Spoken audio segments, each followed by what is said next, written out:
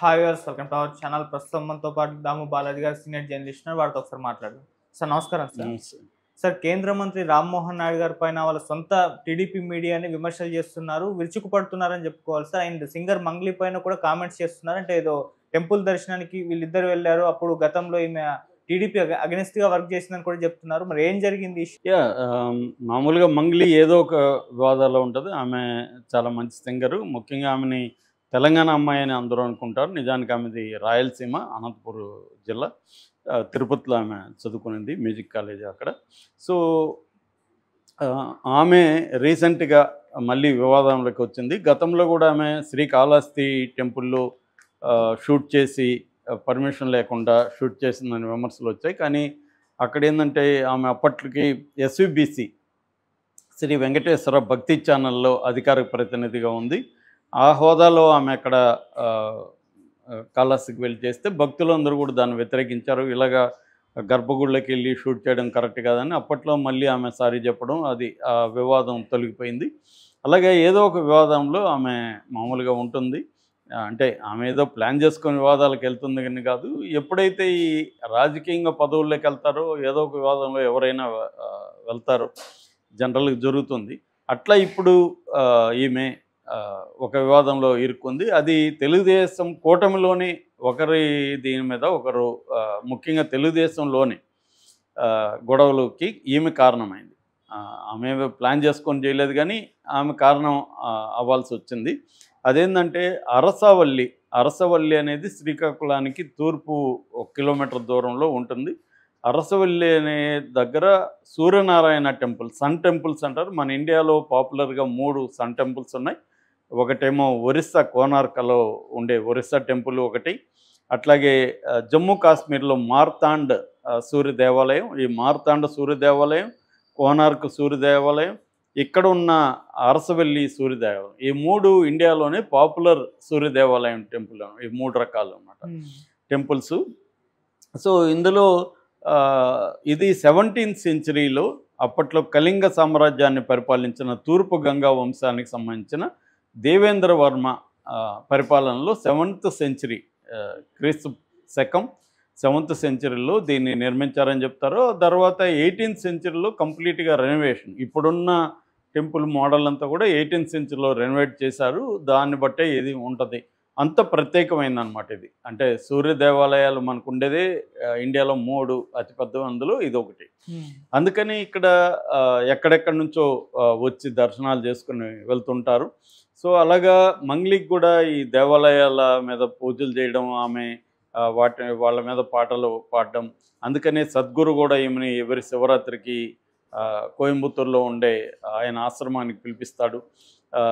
ఈశా ఆశ్రమం అంటారు. ఆ ఈశా ఆశ్రమాన్ని పిలిపించి ఈమె దగ్గర పాటలు పాడించుకొని సద్గురు కూడా డ్యాన్సులు చేయడం, ఇవన్నీ కూడా మనం చూస్తుంటాం.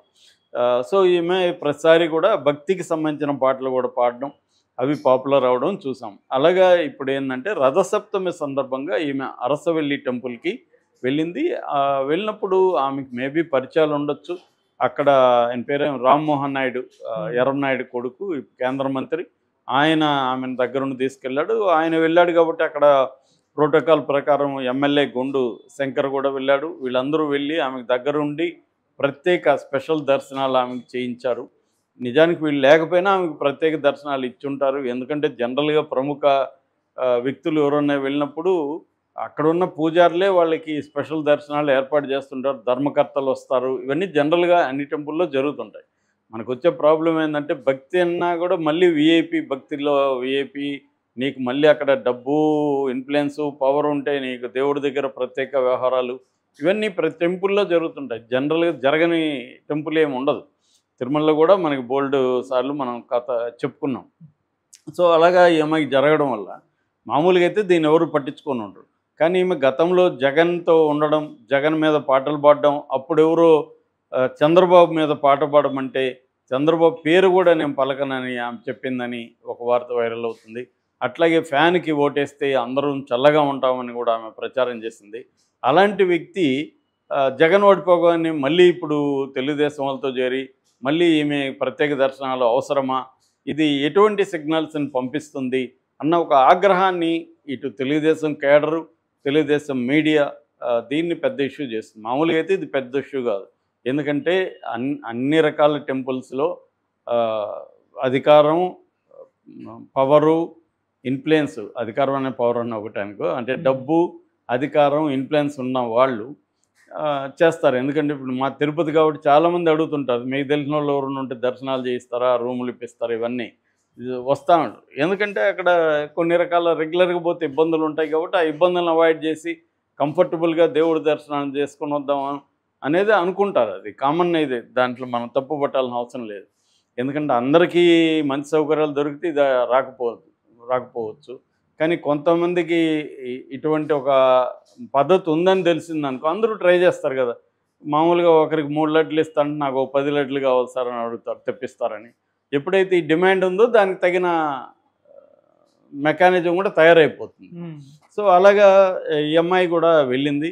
సో నిజానికి ఆ అమ్మాయిని తిట్టట్లేదు వాళ్ళు, ఈ రామ్మోహన్ ఆయన్ని, అక్కడున్న ఈ ఆయన పేరేమో గొండు శంకర్ని, వీళ్ళని విమర్శిస్తున్నారు తెలుగుదేశం వాళ్ళు. ఇది కరెక్టా? జగన్కి ఇదిగా ఉండి జగన్ మీద పాటలు పాడి వైసీపీ గెలవాలని ప్రచారం చేసిన వ్యక్తి, చంద్రబాబు పేరు కూడా పలకడానికి ఇష్టపడని వ్యక్తికి మీరు ఇంత స్పెషల్ దర్శనాలు చేయించి ట్రీట్మెంట్ చేయడం వల్ల ఇది ఏం చెప్పదలుచుకున్నారు అనేది ఇప్పుడు ప్రశ్నిస్తున్నారు. వాళ్ళ ఆవేదనలో న్యాయం ఉంది. ఎందుకంటే ఈ ప్రభుత్వం వచ్చినాక కూడా జగన్ ప్రభుత్వంలో ఉంటూ గతంలో అరాచకాల్లో పాల్గొన్న రాజకీయ నాయకులు కావచ్చు, లేకపోతే అనేక సౌకర్యాలు జగన్ ప్రభుత్వం పొందిన వాళ్ళు కావచ్చు, ఇప్పుడు మళ్ళీ ఇదే ప్రభుత్వంలో కూడా వాళ్ళు వచ్చేసి వాళ్ళే హవా నడుస్తూ ఉన్నప్పుడు, గతంలో 5 ఏళ్ల పాటు తెలుగుదేశంలోనో, జనసేనలోనో, బీజేపీలోనో ఉంటూ జగన్ ప్రభుత్వంలో జరిగిన అనేక అరాచకాలకి గురయ్యి అనేక బాధలు పడి ఖర్చు పెట్టుకొని డబ్బులు పోగొట్టుకొని ఆరోగ్యాన్ని చెడుపుకొని ఇవన్నీ చేసిన వాళ్ళనేమో పక్కన పెట్టేశారు. మనకి యాంటీగా ఉండి అక్కడ మన మీద దాడులు చేసి మనకి యాంటీగా ప్రచారాలు చేసిన వాళ్ళకేమో మళ్ళీ ఇప్పుడు మీరు పెద్దపీట వేస్తున్నారు అని ప్రశ్నించడంలో న్యాయం అయితే ఉంది. కానీ జరిగేది ఇదే. ఏ ప్రభుత్వం ఉన్నా కొంతమంది ఏం చేస్తారంటే తెలివిగా వాళ్ళని పట్టుకోగలరు. ఈ అమ్మాయి కూడా అలాంటి తెలివైందని మనకు అర్థమవుతుంది. అంటే కెరియర్ పరంగా కూడా తెలివిగానే ఆమె ప్లాన్ చేసుకుంది. అది ఈ అమ్మాయి తప్పు కాదు, అందరూ అదే చేస్తారు. ఇవాళ మనకి ఇప్పుడు గవర్నమెంట్లు మారినంత మందరం చాలామంది పనులు కావని చెప్పలేము. కమ్యూనిస్ట్ పార్టీలు ఉంటారు, వాళ్ళు ఏ పార్టీ అధికారంలో ఉన్నా వీళ్ళ పనులు చేసుకుంటూ ఉంటారనమాట.